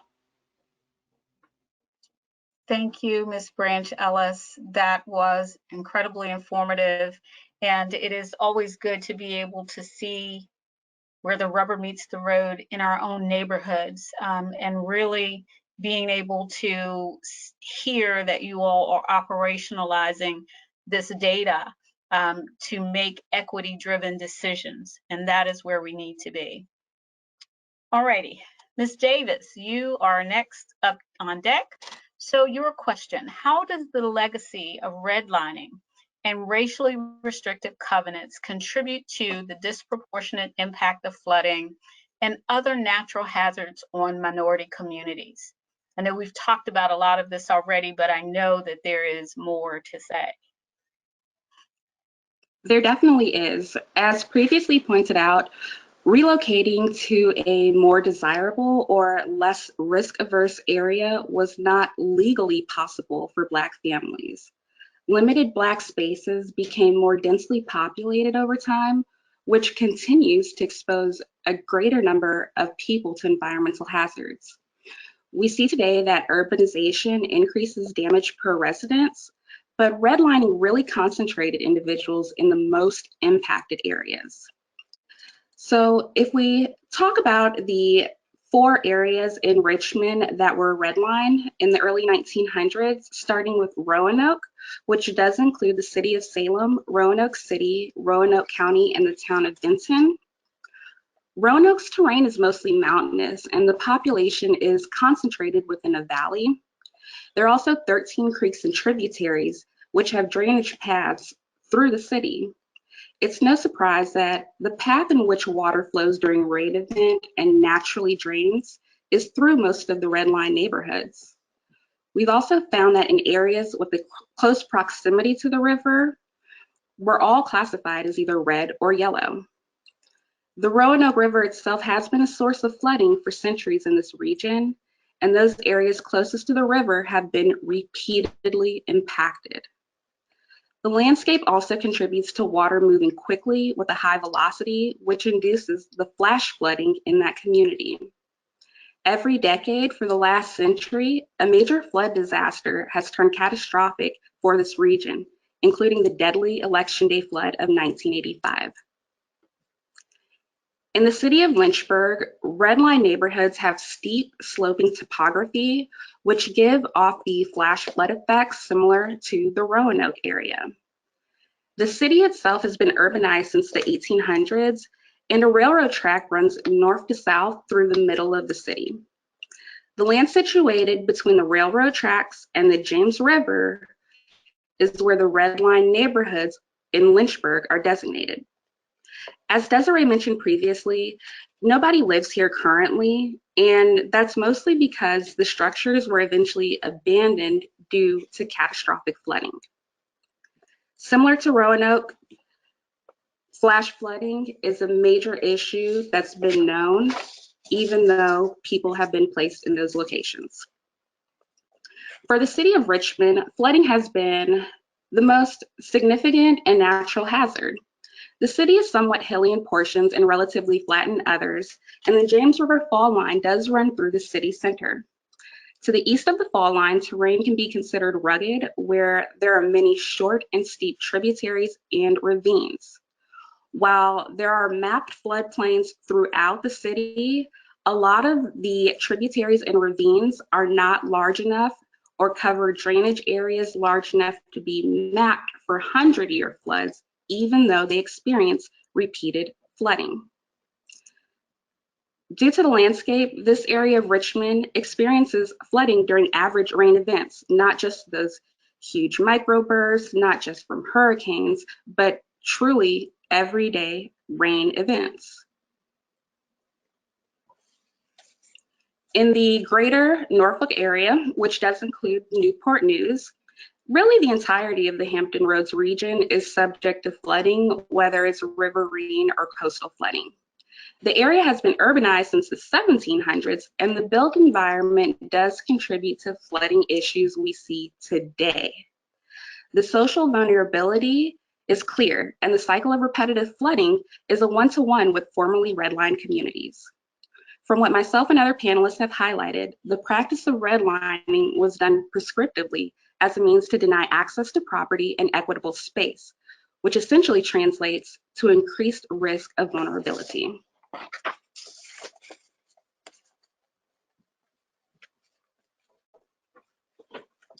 Thank you, Angela. I'm sorry, Ms. Davis. I'm calling everyone by their last name, but thank you, Ms. Davis. I appreciate that information. It is informative. I think people often don't think of the terrain in some of these areas and how that contributes to flooding. and how people are placed in those specific spaces because of that risk. So thank you for highlighting that for us. Dr. Nelson, in what ways did the barriers to community investment created by redlining make neighborhoods more vulnerable to catastrophe and less equipped to recover? Couple answers to that. One would, I would say, dozen in some ways. That there were always, like redlining, if you're thinking of it as causally, right? Like redlining doesn't cause these environmental vulnerability. It doesn't cause these inequities and environmental burdens. Those were always baked in, and were part of the reason these areas were redlined in the first place, right? So, but redlining doesn't help, obviously. Like, I think the question you ask is the key. The term I draw particular attention to is community investment, right? Because I think that that's a really important modifier, adjective for investment, because it's not as if redline areas weren't sites of investment. They had a lot of investment. It just wasn't an investment that benefited the people that lived there, right? It costs a lot of money, and it's a big investment to put a transportation artery through a redline neighborhood, or later to build a highway. It's just that's an investment that benefits the people that aren't living there, and really compromises the quality of life and the health and the well-being of the people that are living there. The same thing with industry, right? We get this concentrations of industries, dirty industries, in redlined neighborhoods, and that's for sure an investment, but it's not an investment in that community. You know, like you look at green line neighborhoods, that capital investment goes into homes, and homeowners obviously have had a kind of investment in you know, their own quality of life, and that goes to planting trees or maintaining trees on their properties. So on the one hand, you get these kinds of investments in transportation infrastructure and industry, that's impervious surfaces that makes these places environmentally vulnerable and environmentally toxic. And on the other hand, you have these investments in like trees and landscaping that has all these kind of aesthetic and they're environmental benefits, right? That have an aesthetic and a just health benefits generally. I'll leave it at that. Thank you, Dr. Nelson. I do want you all to know, if you hear rumbling, it's starting to storm. So if you hear all this noise in the background, that's what that is. So I apologize in advance. Ms. Haynes, in your discussion with faith, health, and community leaders, how would you describe the lived experiences of these communities and how those experiences make them less able to recover when disasters occur? So yes, the real lived experiences of these communities have been in many ways inequitable experiences. And their concerns have not always been addressed with a sense of urgency or importance. I think what Dr. Nelson said, I think what Mrs. Ellis said, all bring this to bear. There's so much research out there, including a recent study by the Housing Opportunities Made Equal, that supports the notion that how long you live, the quality of life that you live, and the employment and educational opportunities that you attain are all depend on the zip code in which you live. We cannot forget this premise when we're thinking about a community's ability to recover when disaster occurs. So if predominantly Black communities live in historically redlined areas, it should come as no surprise to anyone that there is more that can and should be done for these communities, and these communities can be better served and supported both before and after a disaster strikes. I will say, and I think this was touched upon earlier, but outside of the context of disasters, I think there's been more attention recently given about health disparities research, because folks are finally coming to the recognition that what impacts one group of people disproportionately affects all groups of people. If this pandemic hasn't taught us anything, it's taught us that everyone's fate is inextricably tied together. Thank you. That is very true. Dr. Ali, in your experience, what specific ways do existing approaches to disaster relief fail minority communities? Well, it fails minority communities by not centering those communities in the decision making on the resources, the decision making on the policy development, the decision making on a number of different elements. It also doesn't have a comprehensive strategy, right? When you have a comprehensive strategy, then that means that housing and transportation and public health and the environment and the opportunities for job creation also in the space are all coming together at one time. Now, there are those who are evolving and are getting better at that. And I'm very, very pleased with the conversation that's happening tonight and how you all are beginning to move forward. But far too many municipalities around the country have not yet evolved into that positioning. The other part that I'll leave folks with is that you have to have an environmental justice analysis in place as you're moving forward. And there are a few things that you can do right from the beginning to help you along that journey. Dr. Nelson talked about a sort of GIS application, some of the mapping that's out there. You know, there's tools that I was a part of when I was at EPA and creating and the environmental justice screening tool is one part of your EJ analysis, but there is a step-by-step process that you can follow. You should also be centering the principles of environmental justice. You should be centering the equitable development principles also in your overall planning, because it will help you to, one, make sure that you're engaging with the right folks, and two, making sure that you're not leaving gaps in your process. So those are just a few of the things that I think can be beneficial. For the last 25 years, I've worked a bunch of natural and man-made disasters, and you automatically, you know, once you get past that initial shock of whatever the impact is, you can very clearly see those who have thought beforehand about what needs to be in place and those who are then trying to catch up. Thank you, Dr. Ali. And your point is very true in terms of planning. And a lot of the work that we're doing and the work that Ms. Branch Ellis was talking about, equity is centered in the beginning. Starting the planning process from that space allows us to do a better job to ensure that we are meeting the needs of all communities and not just some. So thank you for that. Ms. Davis, how does the current pricing structure of flood insurance limit access to relief and afford disproportionate aid to wealthier communities?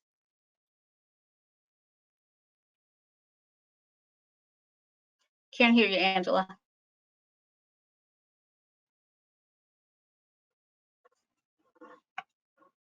All right, can you hear me now? Yes. All right, great. Well, the current structure of the NFIP takes into account the flood zone, building type, usage, and elevation when calculating a premium. For a number of NFIP policies, a subsidy is applied, which brings down the cost to the property owner. The subsidy itself is tied to the land value, not necessarily the structure. Historically, devaluing land has resulted in lowering the amount of the subsidies in areas that need them the most. In areas with high land value, the subsidy amount is higher, and they end up going to more affluent communities. While the intention on the front end may have been sincere, in practice, this is not the right size approach to affordability. But it's not just insurance. A congressional budget report found that FEMA public assistance is affected by the social vulnerability of a community, which leads to inequitable outcomes. Overall, FEMA assistance is implemented such that people, municipalities, tribes, and states with relatively more resources can access the most program assistance. Those who do not have access to existing resources, information, or technology are less able to access the necessary programs for preparation, mitigation, response, and recovery that they should be entitled to. And there's not a clear standard by which the assessment of needs in communities is applied. Thank you, Ms. Davis. Appreciate that. Now, Ms. Lauderdale, you've been quiet and we do want to hear from you. Tell us, how does the Black History Museum and Cultural Center of Virginia participate in exposing the societal impacts of flooding and other disasters in minority communities? Well, first, I want to say thank you for inviting the Black History Museum to be part of this panel. We are the storytellers and ones to get the information out to the masses, we hope. The mission of the Black History Museum is to tell inspirational stories of African Americans from Virginia. And our permanent exhibition focuses on the areas of emancipation through Reconstruction, Jim Crow, and civil rights. So within the context of sharing information about these different eras, I should say, our docents incorporate the issue of flooding and other disasters in an overall context of how African American people and communities have been negatively impacted. For example, in 1870, there was a massive flood that came through Virginia and West Virginia and Maryland. It began near Charlottesville, and the summer had been full of drought, and then there was massive rain. The James, the Shenandoah, and the Potomac rivers flooded, and it eventually made its way down to Richmond, Virginia. It flooded out fields, farms, and towns, and there was a lot of destruction, casualties, the depth of water, and the only warning that Richmond got was a telegram at the time. So we talk about these stories because we're speaking to the resiliency of folks in an era before modern relief programs. So to fast forward a little bit, when you talk about Battery Park, Tropical Storm Gaston in 2004, Ernesto in 2006, there was a lot of flooding that happened right here in Richmond. And it flooded the park, a sewage pipe collapsed, about 75 different homes were affected by this. And Norrell Elementary and Battery Park were closed at that point. And we talk about this at the museum to educate folks as to what happened in the past and bringing it forward. So our docents relate information on voting. Voting is very important. Our modern day policies, by law, we don't really say that it's racially motivated, it's supposed to be colorblind, but because of public policies are layered upon processes of the past that included certain types of racial domination, hierarchy, violence, inevitably there are racially diverse and the outcomes are not equal. I would add to that we put names and faces, community involvement, educating from the younger folks on up to the older folks is how we hope to contribute to making life better for everybody. And that is not just one race, it's not just one community, it's for all communities and how we all are intertwined.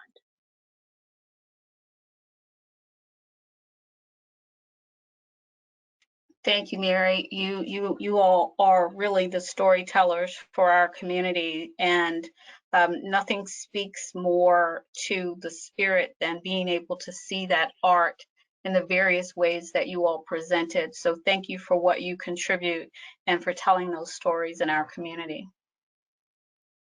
So we are running a little behind, but we're going to get through this. We're getting ready to enter into our final segment of this conversation. And in this section, we will discuss the need for equity-based decision-making, the intentional consideration of climate vulnerable populations, and how we must engage environmental populations in meaningful decision-making.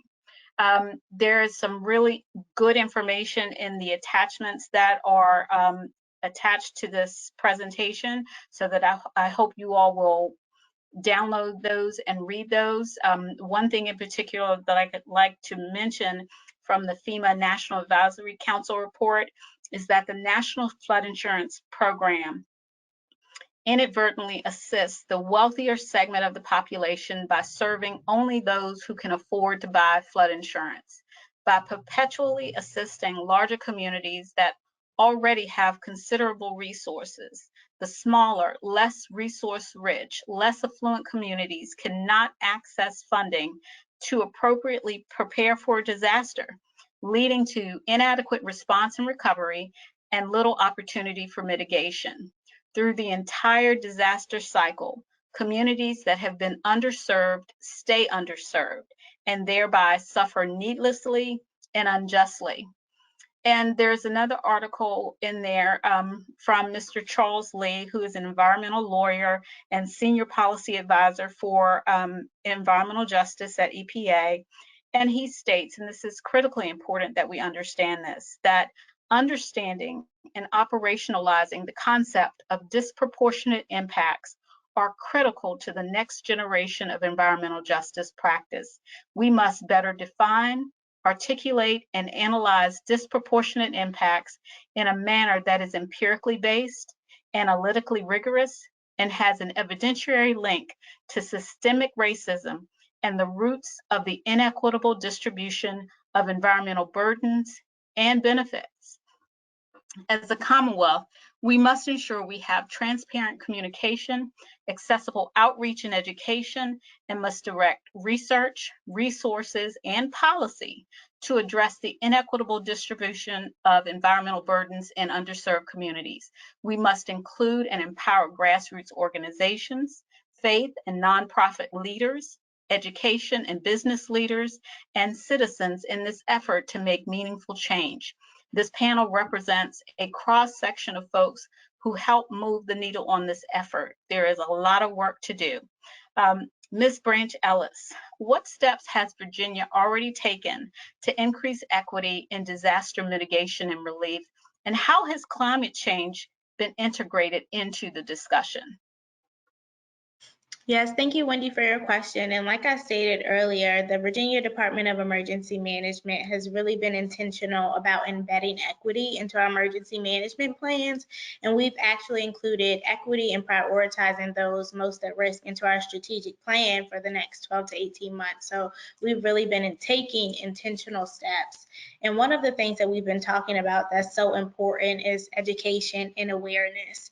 And so we've been taking several steps to make sure that our staff is aware of what redlining is and the impact, so we can all be thinking kind of collaboratively and collectively about, ways to reverse some of the impacts. And so we've also been using a data-driven approach, like I stated earlier. We actually did a statewide analysis where we really looked at population vulnerability and other factors to determine which localities, based on population vulnerability, based on localities that may be under-resourced, and where can we drive resources. And so we have a list of about 30 localities that we're really going to hone in and focus on and make sure that we, meet with our local government officials there. We meet with the emergency managers there to really determine the best ways to, get resources allocated to, the folks that we've been talking about that,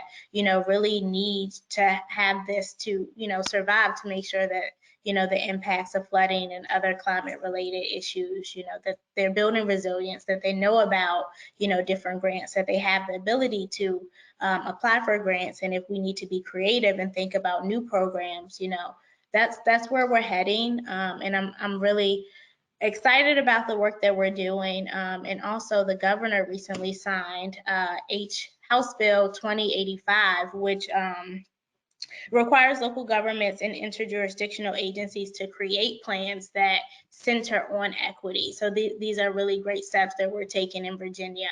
And we're just looking forward to continuing to partner with our local governments to really move the needle forward. Thank you, Ms. Branch Ellis. Mr. Jones, we are coming to you for the first time this evening. Thank you for being on the panel. So tell me, how is the work you are doing helping to shape policy to ensure minority communities are better protected against natural hazards and that they receive adequate support in recovery? Well, it shows up in a lot of different ways. I mean, I think that we've done a really good job of looking off and figuring out where disparity has come from and how it shows up in our communities today. We work with young folks and we help them to understand what it means to be part of an environmentally just community. We were part of piece on climate resilient neighborhoods that had our young folks helping, because it's really good when like we all get together and we can talk about these things, but the folks at the grassroots level, the people who live in neighborhoods, they're being impacted and they don't know, they don't understand, right? I mean, they know they're going to the hospital, they know their house is getting flooded, they know, right? So the work that we do really helps young people to translate into community the impacts, and that what the lived experience of folks is what everybody's talking about around climate change, because many of the folks that are being impacted by climate change have no idea, number one. Number two, from the flood and kind of water management side of things, Black Lives Matter, right? And we are in a moment when everyone is talking about disparity and everyone is talking about the importance of centering the lived experience of people. And so that means that in our environmental conversations, we get to do the same thing. So in Richmond, we have seen on the heat side that, you know, there aren't enough parks. But what people don't understand is that the parks and the trees that help to manage heat also hold water in place and keep folks from being flooded. That the green infrastructure that we're talking about building, that often, that in the past had just kind of been dropped down into communities and into neighborhoods willy-nilly, that it's actually important that that infrastructure be built in community and in consultation with community. And so that's a big chunk of the work that we're doing, is working with young folks to have the skills to be able to actually do this work. Because oftentimes, you know, what'll happen is you know, there's a project and there's a big piece of work that's going to happen, and then the folks that wind up doing the work don't come from the community, and so there's no economic benefit. As we're talking about environmental justice, we're also talking about economic justice, right? Because the disparities that we're going back to redlining in the 30s, right, go back before that, go back to, you know, 400 years from when folks were brought over and worked for free for hundreds of years, right? So this economic disparity is you know, layered on the environmental disparity, and it's important that we're moving forward and trying to address both, and that's part of what our work does at Groundwork RVA. Thank you. And Mr. Jones and Ms. Haynes, this question is for both of you. What community and faith-based resources are available to assist vulnerable populations in preparing for flooding disasters and climate change? So in the wake of Hurricane Florence, a Charlotte-based congregation called Center City Church played a very critical role in getting resources to the most vulnerable in their community. And their pastor, David Dockeson, was quoted as saying the following: "The local church uniquely understands the needs of their neighborhoods because they are close to the most important element of our communities, the people." He goes on to say that individual needs are met, and in moments of crisis, churches become trusted places to reach out for help. Without a doubt, the faith community is uniquely positioned to be able to leverage its existing partnerships within communities to assist with disaster relief efforts. Faith institutions regularly interface with critical community organizations such as neighborhood associations, area schools, local shelters, rescue missions, and local businesses. These multi-layered and multi-faceted connections can provide targeted help to meet the specific needs of the community at the right time. And we cannot overemphasize the fact that people trust their faith leaders and faith institutions. And trust, as we've talked about this evening, is something that's really non-negotiable when disasters occur. So outside of the faith institutions, I think that Mrs. Branch Ellis, you know, has done an amazing job talking about, you know, what the Virginia Department of Emergency Management is thinking about as providing resources to the community. And that's working with communities to help them prepare resilience and contingency plans, and providing funding and providing outreach to community partners such as clergy or neighborhood associations to help determine exactly what needs need to be met. And then lastly, because I need to be quiet this evening, I promise you I've said way too much. There's this other possible resource that people could think about, and that's a creation of a climate resilience ombudsman. That would be dedicated to each city or town with minority communities at risk due to climate change. So your question probably is, what is this ombudsman? What's the purpose? Well, the purpose of this particular person or position would be to identify and find funding for resilience measures, and after a flooding incident happens, to help the affected residents apply for financial aid, disaster relief, and funds to repair, replace, or mitigate climate risk on a permanent basis. This particular person could also be helpful in that it would help level the playing field between wealthier communities and poor communities for access to FEMA grant programs that provide funding for communities, but usually these communities have to come up with their share of funding, and so this particular ombudsman could help, kind of fill the gap there. You notice that wealthier communities oftentimes have access to in-house technical experts and grant writers that help them better identify and compete for grant programs that less wealthier communities don't have the resources to buy for. That's what I have for tonight. And Mr. Jones, what would you like to say? Oh, so many things. I guess when we talk about faith-based communities and their connection to folks who are impacted and having a lived experience, we're seeing it right now, right? I mean, we're in the middle of trying to figure out how do we get folks vaccinated.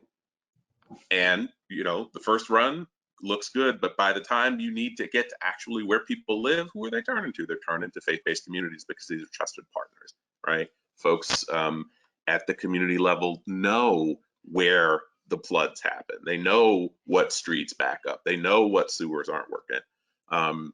So again, I mean, I guess I would say that on the one hand, it is a shame that in 2021, the presentations that we've had that say, oh, it looks an awful lot the same in these communities as it did back in 1921 in terms of disparate impacts.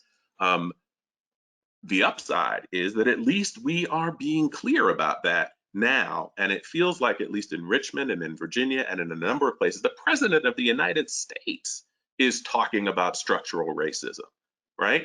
We've got a chance to really do the proportionate allocation of resources to manage the disproportionate impacts that folks have had for so long, whether it's in the Black agriculture sector and Black farmers and how much Black land has been lost over the period of time.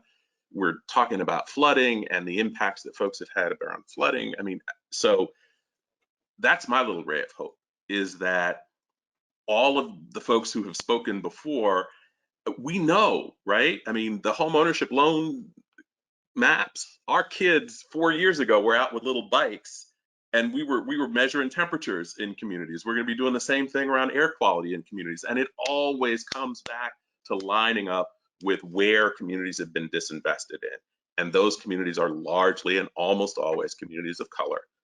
And finally, now we're able to have this conversation so that as resources flow, they flow in proportion to the impact that communities have suffered. And that's a positive. It's, a long time coming, but it's awfully good. And so for us working with young folks, for them to have that sense that there is hope and there's an ability for them to actually make changes in their own communities and plant trees where it's too hot and make sure that the floods, aren't happening in those particular drains and those people's houses that have always, and learn how to build a rain garden to be able to manage the water that's coming into Auntie's house. Those are all things that are hopeful and that give us a reason to get up and do it again tomorrow. So thank you. Thank you both so much for that information. It is critical. I mean, faith organizations have always been the bedrock of our communities, and children are our future. That is not some, flip remark. It is absolutely the truth. And if we teach them and train them early about these effects and how we can mitigate them, it will help. All right, Ms. Davis, Secretary Strickler mentioned the Community Flood Preparedness Fund. What can you tell us about this new fund and how are underserved communities addressed?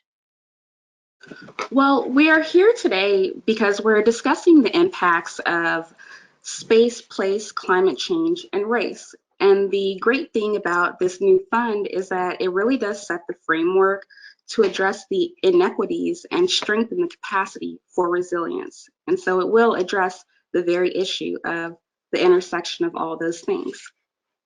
So I just want to read off some of the guiding principles of the fund that will help illustrate just how it's going to strengthen that capacity for resilience. The first guiding principle is acknowledging climate change and its consequences and base decision making on the best available science, meaning it's going to be rooted in facts. All truth here. Identify and address socioeconomic inequalities and work to enhance equity through adaptation and protection measures. That means the Commonwealth is committing itself to equitable floodplain management. Utilize community and regional scale planning to the maximum extent possible, seeking region-specific approaches tailored to the needs of individual communities. It means we're going to work together to address complex issues. Understand fiscal realities and focus on the most cost-effective solutions for protection and adaptation of our communities, businesses, and critical infrastructure. The solutions will, to the greatest extent possible, prioritize effective natural solutions. It means we're going to manage funds strategically and purposefully and hopefully use as much green infrastructure as possible. Recognize the importance of protecting and enhancing green infrastructure in all regions and in the coastal region, natural coastal barriers, and fish and wildlife habitats by prioritizing nature-based solutions. We're committing to protecting Virginia's natural resources. The fund will provide for regions and localities across Virginia to reduce the impacts of flooding, including flooding driven by climate change and sea level rise. The fund will prioritize projects that are in concert with local, state, and federal floodplain management standards, local resilience plans, and the Virginia Coastal Resilience Master Plan. Where communities have struggled with the capacity to do the work necessary to create resilience plans or join the NFIP, the fund will help them with these goals by providing resources for the efforts. One specific statutory requirement for the fund is that no less than 25% of the money distributed each year will be for low-income geographic areas. This ensures we have a formal way to address our most vulnerable communities. Thank you, Ms. Davis. And I think it's important to say that it doesn't say, 25%. It says no less than 25% of the monies dispersed from this fund will be used to be directed to low-income geographic areas. So that is critically important. Dr. Nelson, in your experience, what are some examples of successful steps taken to protect vulnerable communities from natural hazards, and why did they work so well? I don't have a good answer to that question. Okay. So what I will say is, I have no business being in a conversation about flooding in some respects, because what do I know about flooding? I have done more thinking about flooding this week than I ever had before. So I am aware of flooding now. Flood Awareness Week worked with me. What I am grateful for, what I will say is this is kind of really a thanks to lots of my fellow panelists here, particularly Ms. Branch Ellis, Ms. Davis, you, Wendy, for doing this work, right, and for involving me in these conversations. I am finding myself constantly now in conversations that are stretching my expertise. So I'm talking about environmental justice. I'm talking to people in public health about health disparities. I'm talking to people at Fannie Mae about affordable housing lending. And so I'm really incredibly grateful for this. And I really take this as a good sign that this redlining work that I thought was going to be used by other historians and going to be used in schools is now somehow getting translated into policies. Like when Ms. Branch Ellis was showing that map, I mean, I'm incredibly grateful. I could Ms. Hayes mentioned Ibram Kendi, right? Like, and Ibram Kendi kind of has this condemnation of scholars for like just talking about racism but not doing anything about it. And he says, like, you're not an activist by talking about this stuff. You actually have to have an impact upon policy and policy making. And so I am incredibly grateful to all of you for doing that and letting me play some kind of dinky part in it. I really appreciate it. I'm grateful. You're welcome. Thanks, Well, Rob. thank you. It is all interconnected, so thank you very much. Ms. Davis, how can we encourage and assist vulnerable communities in obtaining insurance coverage? Well, there are two things in particular that I want to point out, although I could go on and on about things we could do. But the NFIP flood insurance has been a great tool for resilience, but it's not the only means of insuring properties against flood damage. Private flood insurance is available and the market is growing.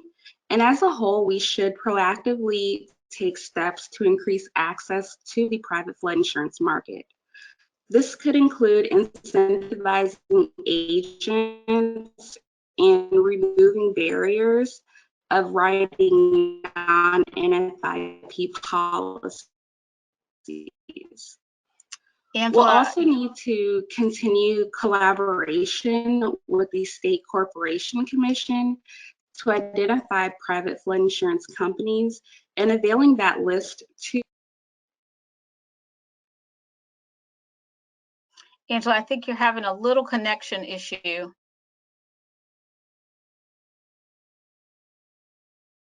Okay, we can't hear you.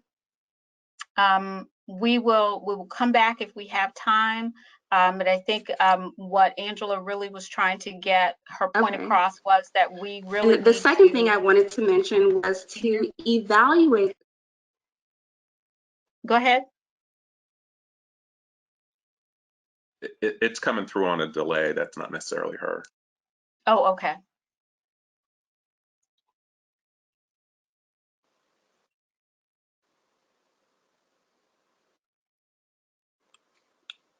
Can you hear me? Yes. Okay, I just want to mention the second thing is going to be we should really start to evaluate the cost of flood insurance and identify policy mechanisms to increase the affordability of the NFIP and private flood insurance coverage. Thank you, Angela. I appreciate that. Ms. Lauderdale, how can the Black History Museum and Cultural Center of Virginia enhance its role, particularly around outreach and education and the effects of flooding and climate change in minority communities?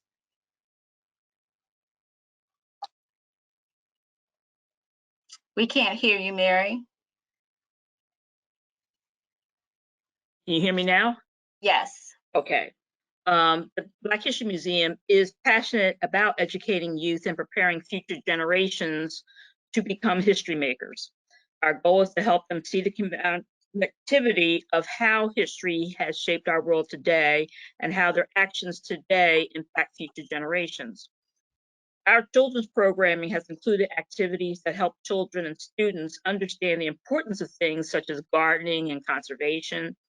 And by laying a path, we help them see the connection between healthy living, healthy eating, planting, conservation, and mitigating disasters such as flooding. Planting trees and reducing the amount of impervious space in which urban areas is an important aspect of flooding in our communities. So for the past several years, the Black History Museum has hosted community conversation series. And the conversations address issues relevant to the Black community, such as health, economics, and education. Moving forward post-COVID-19, a conversation about climate change and flooding would be an excellent addition to our programming. And we have also in the past done exhibitions on things like redlining, big exhibition a few years ago. And some of our students' artwork has been very enlightening as to how they see where they live and how they interpret what the world could be and what Richmond could be, what places like Portsmouth could be, and different communities throughout Virginia. And they're incredibly hopeful, and so are we. Thank you very much. So we have one final question, and I will direct this to Dr. Ali and Mr. Jones, because we are really tight on time now. How can we encourage investment in our minority communities that experience flooding and other hazards without contributing to climate gentrification and the displacement of vulnerable communities? Dr. Ali, I'm going to jump with a Virginia piece real quick and then give it to you, right? In Virginia, we have something called the Dillon Rule, which means that it is impossible for localities to have their own taxation policies. There in Richmond, we are seeing literally hundreds of millions of dollars of development that are happening, and there's no way for the city as an entity to capture any of that value to put into the programs that would be needed to mitigate climate change in Richmond and in other places. That, and then also inclusionary zoning is really important, again, to be able to, well, and the third piece is tax policy that is based on longevity of time in place, right? So aunties and uncles who have been here, who've seen the difficulties, who have gone through the tough times, as soon as groups like mine come in and start planting trees and doing work, all of a sudden that house raises up in value and they can't afford to live there anymore. Somebody dangles, you know, a couple $100,000 in front of them and they're, oh, that's a lot of money, and off they go, right? So creating a situation where the city can be of and for everyone is really important. And I'll stop there. Go, Dr. Ali.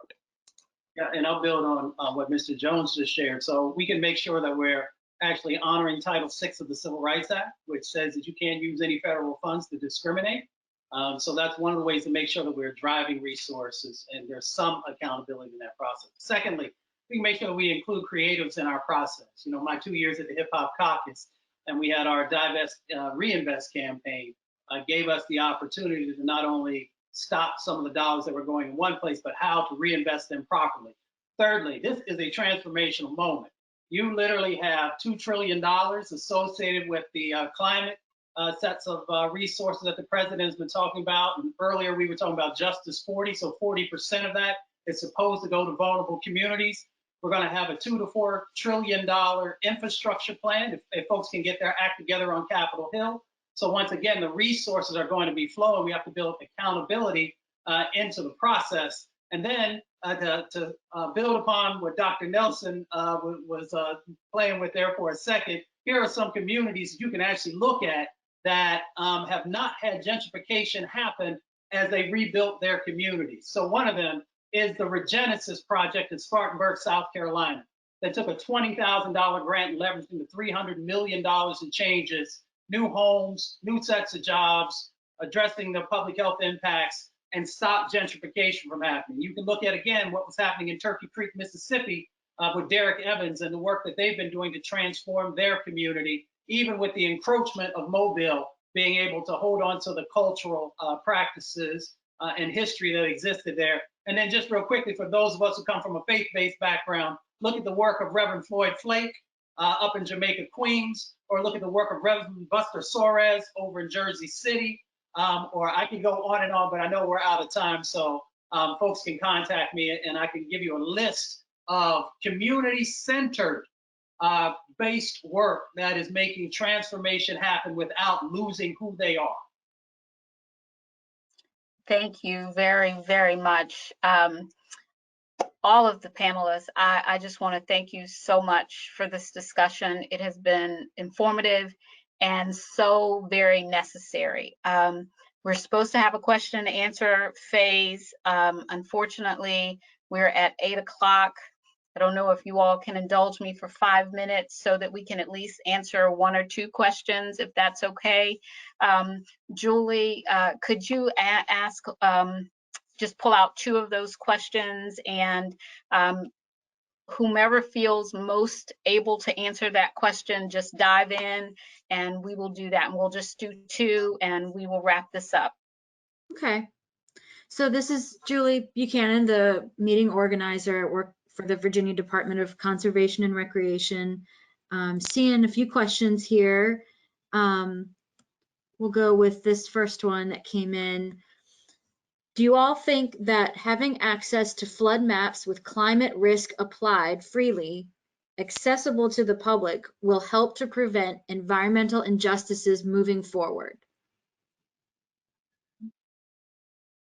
It's one of the tools. It's necessary because it gives you an overlay, and then you begin to overlay many of the other points that folks have been raising today, and then you get a fuller picture of what's going on. Then you understand also where you should be making the investments and making sure that the voices of communities are a driver in that process. Thank you. Next question, Julie. All right. How do residents in flood-prone areas find out about the programs available to them to implement flood-resistant measures? They talk to Ms. Haynes and find out where the ombudsman is.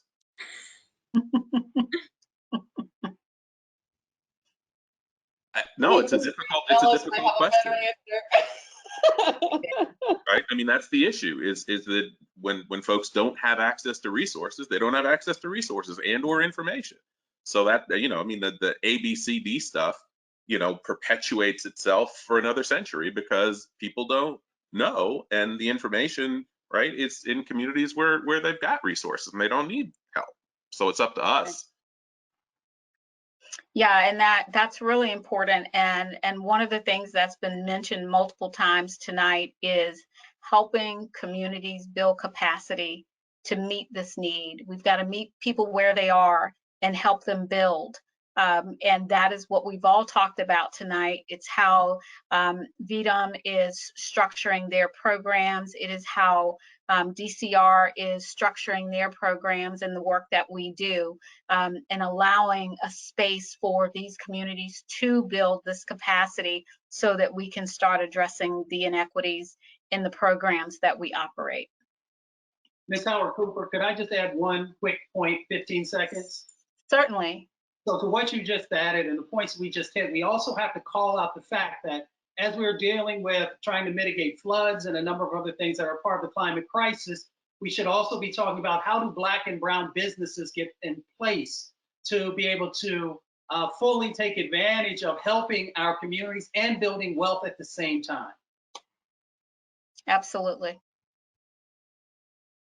And I think too, as part of that conversation, when we are building capacity in these communities that have been historically disenfranchised, we create an environment that leads to investment that will do exactly what you're talking about. And we really have to center around that.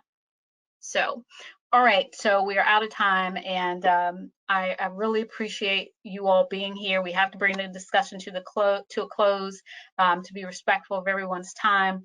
But I want to thank our partner, the Black History Museum and Cultural Center of Virginia, our panelists, the audience members, Secretary Strickler, Julie Buchanan, and all who helped make this event possible.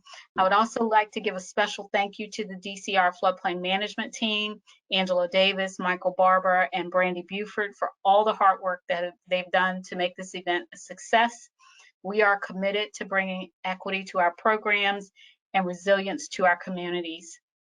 Thank you for joining us tonight, and have a good night. And thank you all so much for this wonderful conversation.